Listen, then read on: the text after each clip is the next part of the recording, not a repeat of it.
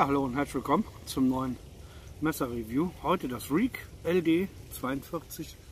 Gehen wir erstmal in den Desktop-Modus, wo ich die einzelnen Tools vorstelle, über den Stahl und so weiter rede, die Tools zeige und so weiter. Dann kommen wir wieder zum Fazit und ja. So, also das Reek LD 42B für Black. Es gibt halt noch andere Variationen. Hier haben wir die Hauptklinge und Klingenlänge ist 85 mm. Ja. Länge geöffnet des kompletten Multitool-Messers über 199 mm.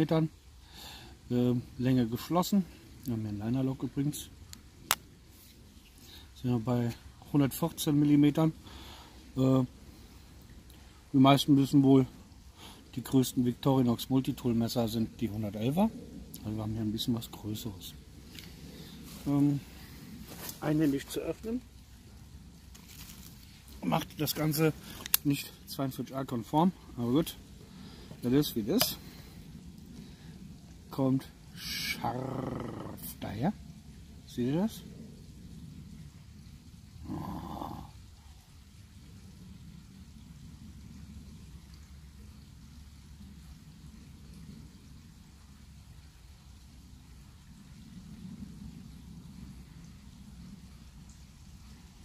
Und es kommt von diesem exzellent ausgeschliffenen Flachschliff.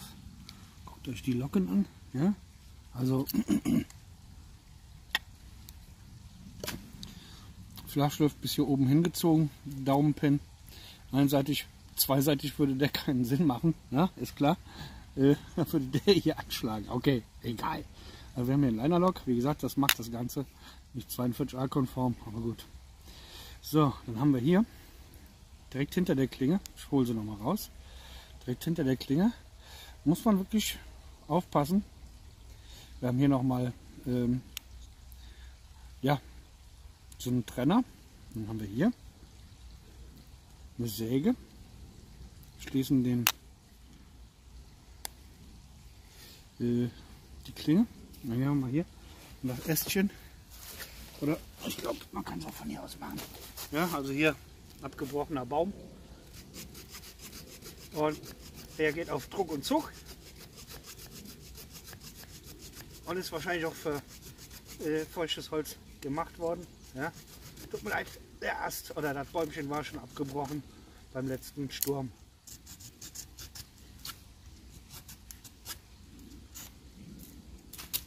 So, da.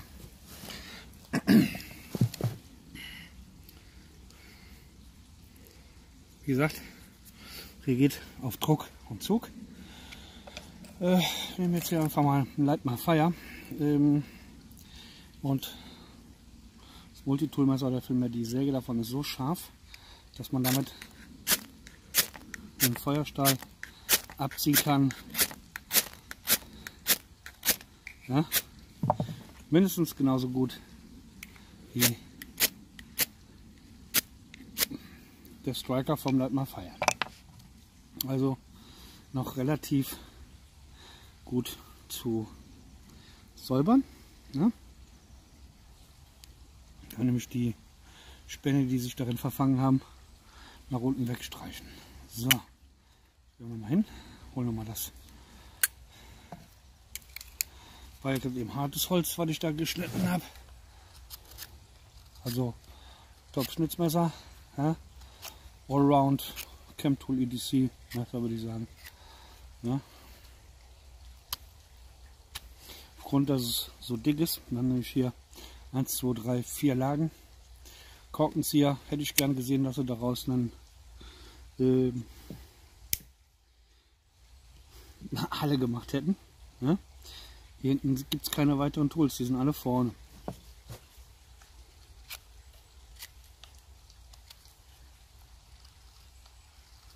Hier muss ich nicht wie bei den meisten Victorinox Angst haben, dass das Teil einklappt. Ich hatte das schon mal. Das war ein bisschen schmerzhaft, das kann ich euch so sagen. Die sind wirklich schon scharf. Stahl 12C27N Ne, 12C27. Ja, 12C27. Das, was man so in Frankreich gerne bei den Aeol benutzt. Ja? Gentleman-Taschenmesser. Verkauft die dann für richtig dicke Knete. Ja? Hier haben wir ein echtes Top-Multitool. So. Liner Lock. Ich würde es zweihändig schließen. Man kann es auch einhändig schließen, aber mir wäre die Gefahr zu groß, dass es hier einklappen mir um den Finger klappt. Das Ding ist nämlich scharf wie nach Baslumbi. So, dann haben wir hier auf der Seite, also nach Klinge, nach der Säge, haben wir hier die Schere. Man kann diese Tools alle gefahrlos zusammen öffnen, ne? Denn es macht nichts. Die sind nämlich alle mit verschiedenen Federn belastet, nicht wie das bei Victorinox ist. So könnte man die zum Beispiel als Display in die Vitrine legen. So, dann haben wir hier, mache die jetzt wieder zu. Erst die Säge, dann die Klinge. Haben wir hier die Schere. Übrigens, Klingendicke von der Klinge selber ist 3 mm und Gewicht 203 Gramm. Ja, darf man nicht vergessen. So, nehme ich mein Schmierzettelchen, ja, oder mein Spickzettel. Das ist die Schere.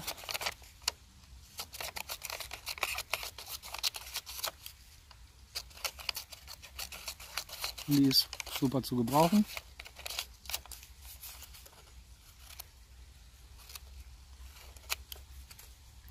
Unter der Schere haben wir hier die Ahle.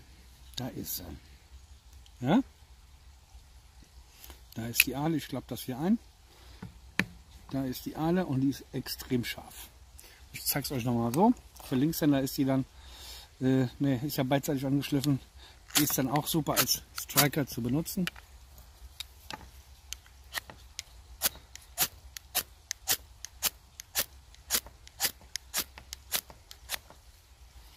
Für den Linkshänder allerdings besser, weil die da schärfer ist. Ja? Seht ihr. So. Nähstech und Bohrale. Ja? Ich könnte zum Beispiel hier, wenn ich mir ein Stöckchen draus bastel, jetzt ein Loch hier rein bohren, um da zum Beispiel eine Kordel durchzufädeln, ohne dass der Ast gleich gesplittet wird. Ich mache das natürlich jetzt nicht bis zum Schluss, so viel Zeit haben wir nicht. Oder so viel Zeit will ich von euch nicht in Anspruch nehmen. Ja. Ihr seht es, man könnte hier auch ganz feine fürs Buschkraften zum Beispiel, nur um die Rinde zu entfernen. Ja, seht ihr? Wenn ihr einen trockenen Ast habt, mal gucken. Wo habe ich ihn jetzt hingeworfen? Ich nehme einfach mal den hier. Ne? Einfache Shavings nehmen. Ja? Seht ihr das? Ich ziehe also zu mir und schraube nur ein bisschen was vom Holz ab, was obenrum ein bisschen trocken ist. Seht ihr? Und damit könnte ich dann einfacher mit einem Zündstahl Feuer entfachen. Sehr gut. Mein Ding ist scharf. Wir haben noch einen Drahtbieger und einen Drahtschneider. So, um das Ganze wieder einzuklappen, muss ich jetzt die Schere wieder rausholen. Und zwar ganz einklappen, dann die Schere zu, zack, Affe tot. So, dann haben wir hier auf der Seite noch ich hätte jetzt gesagt, das ist ein, ja, naja, doch gut serrated. Hätte ich gesagt, das ist so eher etwas, um zum Beispiel einen Gurt durchzuschneiden, aber dann wäre es einhändig zu öffnen. Also so für ein Rescue-Tool, weiß ich jetzt nicht so. Ich weiß nur, dass es feine Shavings macht. Ja? Wäre beim Bushcraften vielleicht auch nicht verkehrt. Nutzt man die Hauptklinge nicht zu sehr ab. Ist ganz gut, um Seile zu kappen. Mache ich jetzt bei dem hier nicht. Hat nämlich sonst keins dabei.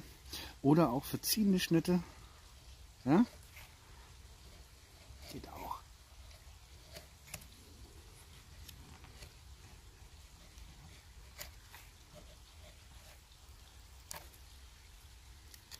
So, um feines Holz zu produzieren.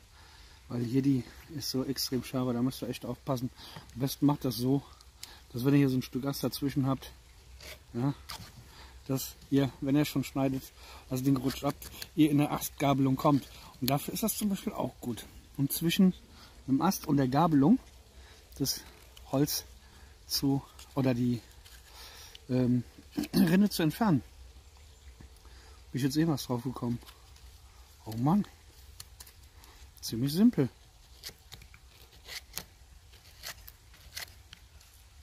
Ja, also multifunktionell, sehr gut. Dann haben wir hier noch großen Schraubenzieher, Kapselöffner. Ich denke hier, das ist wohl zum Kabelbiegen und so weiter gedacht. Wir haben einen recht guten Deep Carry Pocket Clip und nicht zu vergessen eine Aufnahme für ein Lanyard. Ja? Und dann noch ganz zum Schluss haben wir hier den Glasbrecher. Also ziemlich gutes Teil. Perfekt. So, Fazit zum Reek LD42B. Buschkraft tauglich, EDC tauglich, Preis geht in Ordnung, für Verarbeitung Material sowieso. Ja?